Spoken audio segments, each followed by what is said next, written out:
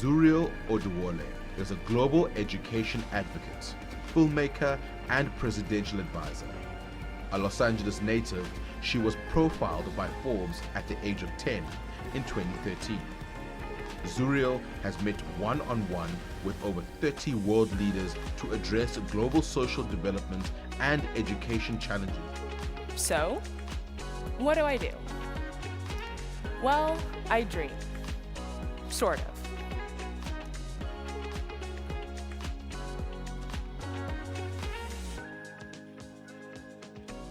And it's because I've grown to realize that the answers are no longer where they used to be. They're where they're supposed to be, which is in the future. And the future is today's younger generation. If you want insight into what a tree would look like tomorrow, you have to look at the seed today. Having women behind the camera in filmmaking, advertising, and media, which is why I am pleased to welcome to the stage an award-winning girls advocate and filmmaker, Zuriel Oduwole. Thank you so much, Katie and Misty, for that introduction. I'm honored to be sharing the stage with such pioneering women like you. Just like Global Citizen, I've been taking action for girls and our planet for the past 10 years. But it's this concept, excellence transcends. If you excel at something, then no matter what you look like or what you sound like, they'll come and find you. And you'd heard about what I'd done previously, a mediation between Guyana and Venezuela. So, the first thing is just find something that you excel at and make it yours. Now, the second thing that I do in all these meetings is you have to find the path of least resistance.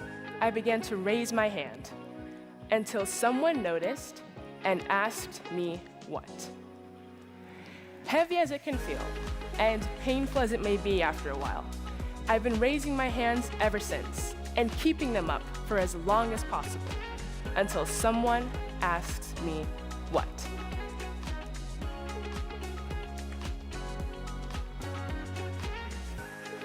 Okay, so this is a food conference, right?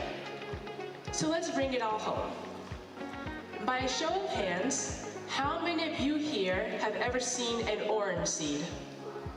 So really, when you're holding that tiny little white seed in your hand, you're holding a tree. So I really think we have to decide that we're subjects of excellence as opposed to objects to be defined by others.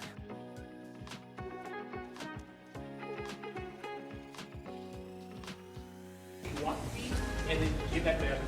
So ambassadors, okay? Now, just quickly, I want to do something. By show of applause, how many of you remember math class in school? So just, yeah, there you go, okay. So most of us, right? Now, how many of you liked math class in school? Oh, okay, I was expecting a lot less applause. Good for you guys.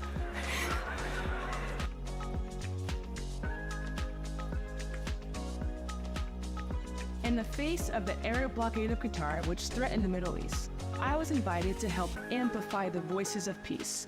Now, I met with many leaders, including President Abdel Fattah al-Sisi of Egypt, to talk about and advocate for the need for dialogue and reconciliation. The second thing was the importance of partnerships, finding groups and communities. I feel like the children our age, youth, your kids, they have dreams, they have aspirations. Sometimes the easiest thing is just to let them know that you believe in them.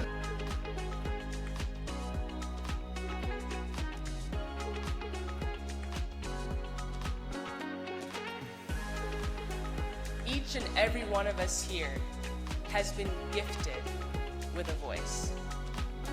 What we choose to do with that voice is our gift to the world. And so it just comes down to allowing the youth to use their voice and allowing free creativity and innovation to create solutions to tackle these problems. Yes, fantastic. And you talk so passionately about this as well. It's really fantastic to hear you speak. Thank you all very much.